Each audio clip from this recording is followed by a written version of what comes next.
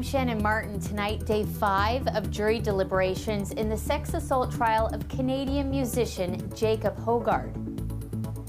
The jury has twice told the court it cannot reach a unanimous verdict on some charges, each time the judge urging them to keep trying. They know this was coming. Swansea Muse was going down over the years.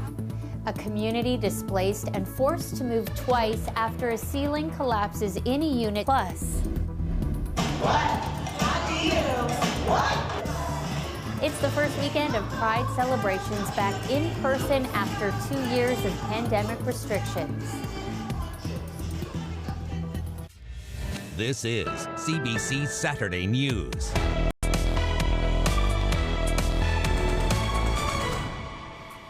Thanks for joining us. The jury is still deliberating at this hour in the sex assault trial of Jacob Hogard. The lead singer of Headley has pleaded not guilty to all charges. This is now day 5 of deliberations. Farah Morelli is at the courthouse with more. I'm here at Ontario Superior Court, where the jury spent the day essentially re-listening to testimony from this trial. Deliberations began on Tuesday, but twice they've come back telling the judge they're deadlocked, meaning they're unable to reach a unanimous verdict. Today, a request to review even more testimony. Jacob Hogard is charged with 2 counts of sexual assault causing bodily harm and 1 charge of sexual interference. The case centers on allegations from a teen fan and a woman from Ottawa.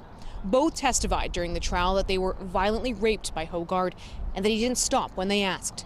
The Canadian frontman for the band Headley denies the allegations, testifying during the trial that the encounters with these women were consensual. He's pleaded not guilty to all the charges. Today in court, the jury listened to an audio recording of testimony from the Ottawa woman about the alleged rape that took place in a Toronto hotel room in 2016. They also listened to a 15-minute phone call between the two a few days later. This afternoon, testimony from Hogard about their encounter was played as well.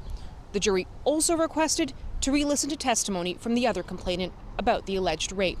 While it's not uncommon for a jury to ask to review certain parts of a testimony during deliberations, some experts suggest it is unusual for this much to be replayed. It's very strange. There's nothing unusual about a jury wanting to have a playback, to hear a passage, to hear something the judge instructed on, to hear something they don't have a memory of. But to have essentially the entire trial played back is really, to me, quite astonishing. Earlier this week, the jury indicated they were deadlocked on some, but not all, the charges. The judge urged them to continue deliberating in hopes of reaching a verdict. Farah Morelli, CBC News, Toronto.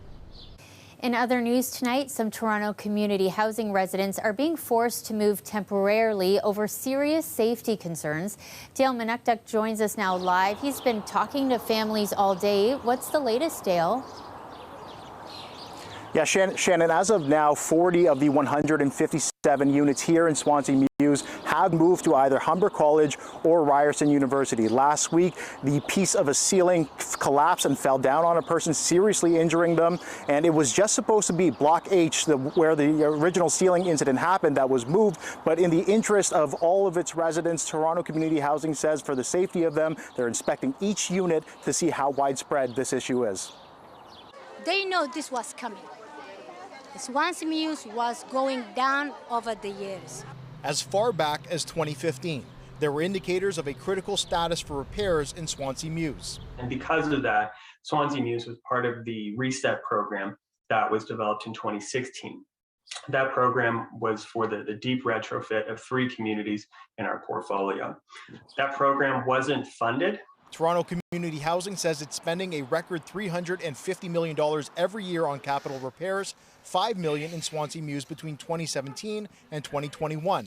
A look inside the building shows massive leaking in the parking garage. The units now have ceiling reinforcements. Yesterday, dozens of residents gathered outside and were in disarray, frustrated by a fluid situation. So we have to know where we're going, what we're leaving behind, because that is our life. This is where we live. This is where we raise our children. This is our home. In a statement to CBC News, the Toronto District School Board says they're supporting families. These include arranging for transportation, TDSB community support workers assisting families with Toronto community housing, and supporting impacted families with items such as groceries. Several families have been moved to Humber Lakeshore campus, where families are being split into multiple rooms without stoves or ovens. They have full access to the cafeteria. Part of our arrangement with the college is that all their meals are provided for, as well as bag lunches for kids that are going to school. One issue for residents at Humber is that the dorm doesn't allow pets, which many of the Swansea Mews residents say they have. People have been going through sheer panic, terror. I mean, I got kids, I got pets. I was willing to go. That wasn't an issue, but when you say that about my animals, I can't do that. Now, Shannon, residents were provided with a release and consent form informing them that they had to leave for at least 14 days. And what makes the situation even more dire for them is that there is a plan in place for that large retrofit in 2023. So even after coming back after the ceiling situation, they will eventually have to move out again. But they will have the right to return. They can come back to new units, new amenities once that's completed. Shannon. Right, but still a lot of work to be done. Have you been able to learn anything about the person who was injured? Well, Toronto Community Housing tells me that that person has been discharged, but they can't share any personal details due to privacy. Okay, thanks, Dale. He's reporting for us live tonight from the community. For the first time in what feels like a very long time, the GTA is coming together to celebrate the queer community, as Talia Ricci shows us. After 2 years of virtual events because of the pandemic, the party is back on. Look at him. He's got this beautiful pink dress. Looks so pretty. A story time for little ones, drag queens in Jay's merch, and art exhibits honoring the LGBTQ+ community. Pride is in the air. It's been almost, I think, over 2 years that we haven't been able to gather people together. And our goal here at Stacked is to bring everybody together. So we're working with a lot of 2SL LGBTQ+ members to curate free programming, free art exhibits. Stacked Market says it's also gearing up for a block party on June 18th with DJs, dancing, and drag queens. The idea is to bring everybody who doesn't have a backyard in the city out to Stacked to make them feel at home. And help us celebrate Pride. Yeah, bunks on rungs. Pride is also in full swing at the Rogers Center. There is a full Pride display, and you'll also see that we've incorporated Pride within our ballpark. The tops of our dugouts are changed, some of our bowl walls. If you stop by our store, we've launched our new Pride collection for the year. For many, this weekend means a lot. After the community was cooped up for 2 years, finally, celebrations like this can happen in person. It's so important that we have an inclusive experience for everyone. It's great to be back, and it's great to be back all together. For many people, the Athletic Heroes, a huge organization like the Blue Jays, saying, you know what, we see you, we hear you, we validate you. I can tell you it's important to me as a gay person, and to say that, we have the opportunity to say that all are welcome. The 519 provided training for Blue Jays staff this year. For an organization like theirs, inclusion is promoted and celebrated all year long. Typically, we'll train 10 to 12,000 people a year. We're having these conversations, is there policy in your workplaces? How do you help with your, workplace culture? On personal notes, there's a wide variety of programs that we're offering, many of which are continuing to be hybrid and virtual, so that we're reaching people well beyond the Greater Toronto area. Now, of course, there's going to be events happening across the city and all throughout the month to celebrate Pride, including the first in-person parade since 2019. And that's happening on June 26th. Talia Ricci, CBC News, Toronto. Summer is here, but it's going to come at a cost if you're planning on driving anywhere. There isn't really much in the way of any solace for gas prices, and they will continue to rise as their demand continues to escalate. That's right. More pain at the pumps this weekend as gas continues to rise to record levels. They're currently sitting at $2.12 a litre. McTagg says this is because supply is tight and the Canadian dollar weak, among other factors. He doesn't see gas prices dropping anytime in the near future, and he thinks eventually gas will reach $2.20 per litre across southern Ontario. Remember, this time last year, gas prices were more than 80 cents less per litre in the GTA. Ouch. Okay, so from road closures to traffic delays getting around Toronto could be a bit of a headache this weekend. The city says some major roads will be closed to traffic in Toronto this weekend because of special events. Dundas Street West will be fully closed from Ossington to Lansdowne right through to Monday for the Due West Fest. And parts of the DVP in Gardner will be also closed tomorrow from 2 a.m. to 2 p.m. for the Bike for Brain Health event. Active TO also continuing this weekend at the Meadowway in Scarborough. The city says the idea there to get people out walking and using their bikes. Metrolinx with this reminder, good idea to plan ahead as buses and trains will be impacted by road closures. Toronto beachgoers will be happy to know lifeguards are back on duty this weekend. Starting today, they'll be supervising designated swim areas 7 days a week from 10:30 a.m. to 7:30 p.m. Wards Island and Hanlan's Point beaches will only be supervised on weekends until June 20th, but the other 7 Toronto beaches will be supervised daily all summer long until September 5th. The city reminding residents to swim in designated areas which are marked by red and yellow flags.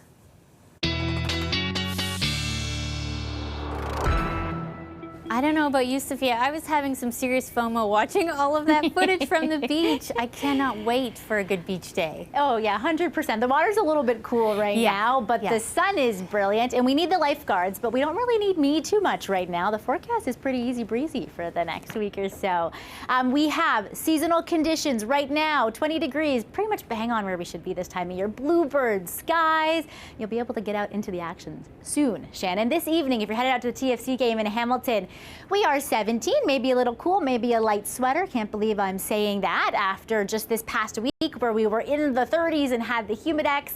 Single digits overnight. Clear skies, though, still a little bit cool into Sunday morning. Little fresh breeze off the lake. You will be just above the double-digit mark. Light spotty shower chance throughout your Sunday, especially for those of you in southwestern Ontario and into Niagara region.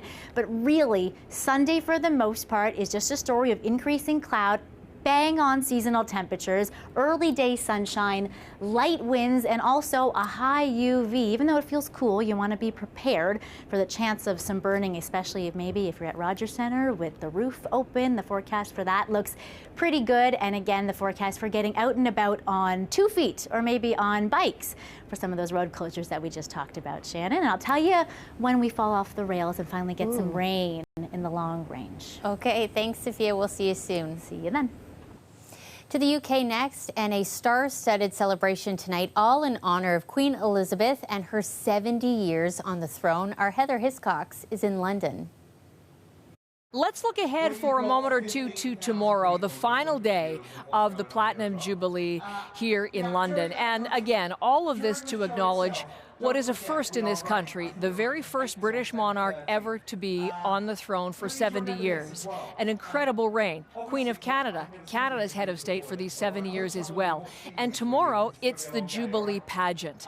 It's going to be extraordinary. 10,000 performers taking part. The Queen's life as told through 4 different chapters. Really, the milestones and the memories of this extraordinary 70 years on the throne.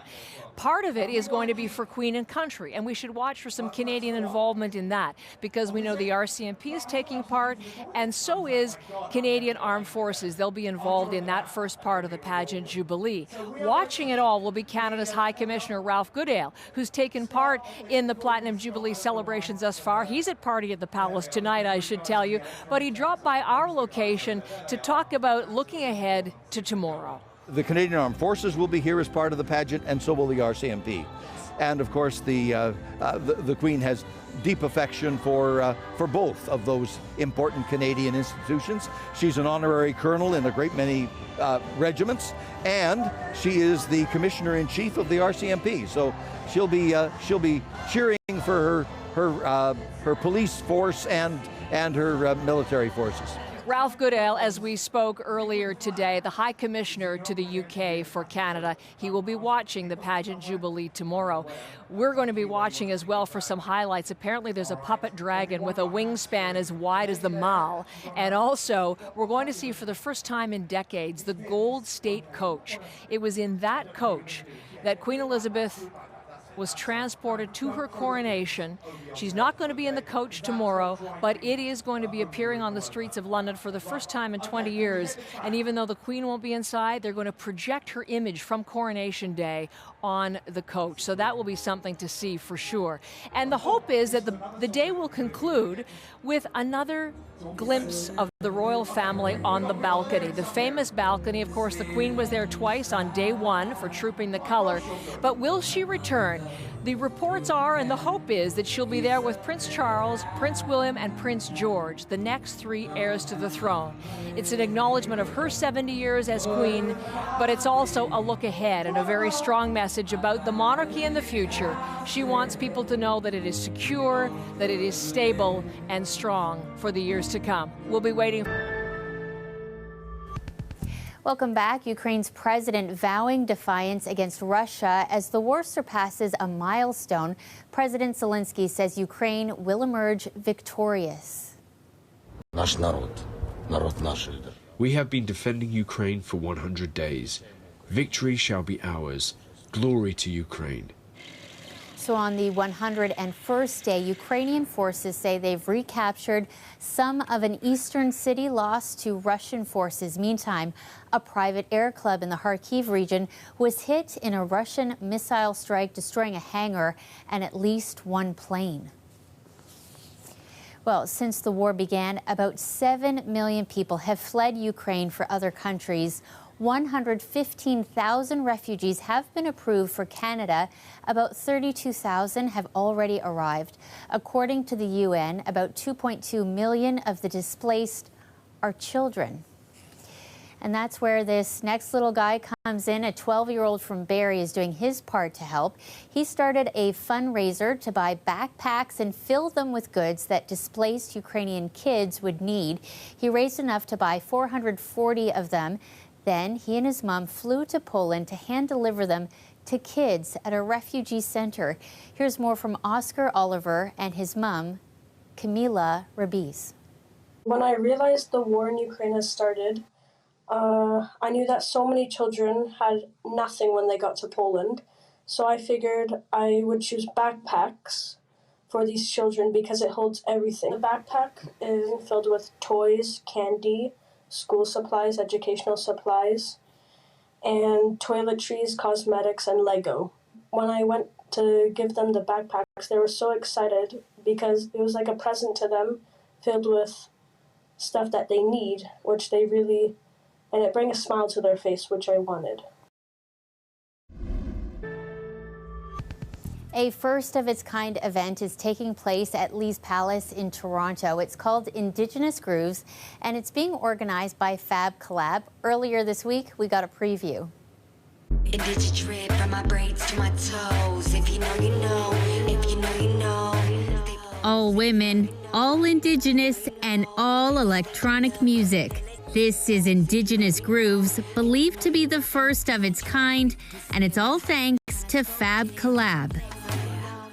Yeah, throwing an Indigenous rave. Yes, so is a first of its kind in Canada, safe to say? To my knowledge, if there's another one, please let me know. We can co-promote, and I want to go to it. But yeah, I think it's the first one. So it's women and non-binary artists. We have singers, electronic artists, DJs, dancers, fashion designers, models, like artisans, you name it, all Indigenous. And it's at Lee's Palace, which is just, I mean, I grew up on that corner, so it's very iconic for me. Yes. Yeah. And it's kicking off Indigenous History Month as well. So it's June 4th, right at the beginning of the month. I mean, you know, it's always Indigenous History Month, year, life.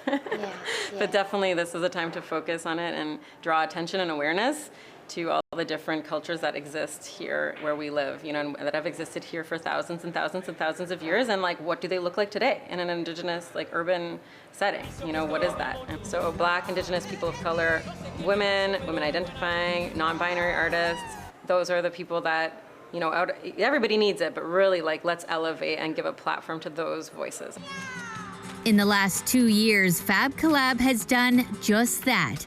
Indigenous Grooves at Lee's Palace is just the latest, and we got a special preview.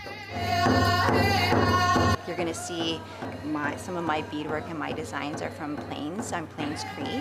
And then you're also going to see like colors and just everyone's personal identity of who they are, their nations, or just in their colors in general. But definitely a lot of storytelling through our dances. You can watch our full feature story on Our Toronto. That's Sunday at noon and Monday at 11 a.m. Tonight's concert will also be live streamed on Fab Collab's website. Today in Brampton, a walk to support people impacted by prostate cancer, particularly Black men who are twice as likely to die from the disease. Trying to get it out there so that there can be more equity in terms of the outcomes for prostate cancer, because prostate cancer is a treatable disease. Of course, if we're impacted more and we're not aware of it, then the outcomes will be worse. It is the 8th year for the Walk the Path event organized by the Walnut Foundation. They say they're not just trying to raise money, they're trying to raise awareness about the disproportionate impact prostate cancer has on men of African or Caribbean descent. Organizers say men have an increased chance of survival if they start getting tested earlier, even by the age of 40, for higher risk demographics.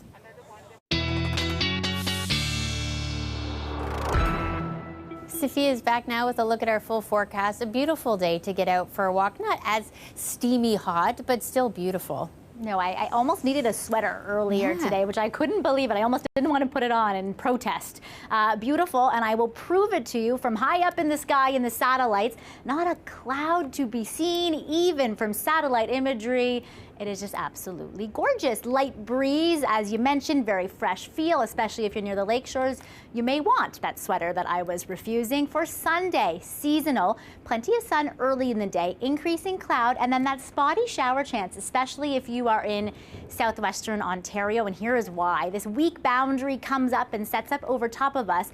Most of us, kind of GTA and south, will be in the warm sector, but everybody cottage country and north and even into southwestern Ontario will have a little bit of rain throughout the day, Sunday into Monday, and then again Monday into Tuesday morning. It'll warm up your temperatures a little bit for those of you in parts of Windsor, but really our temperatures are clear and calm for the next 7 days straight. We'll be bang on seasonal. Not a ton of sunshine, though, for the first half of this work week. It's after those few showery days go by latter in the work week that we'll tap into a little bit more sunshine. But great week if you don't like the humidity, Shannon. Okay, I'm waiting for the humidity. Thanks, Sophia. I think I'm back with you, too. I'm a sun lover. Me too. Well, that's our show for tonight. Thank you so much for watching. Just a reminder about all those road closures tomorrow. The big one, the DVP and the Gardner, that's closed from 2 a.m. to 2 p.m. Make sure you plan for that. We'll see you again tomorrow night.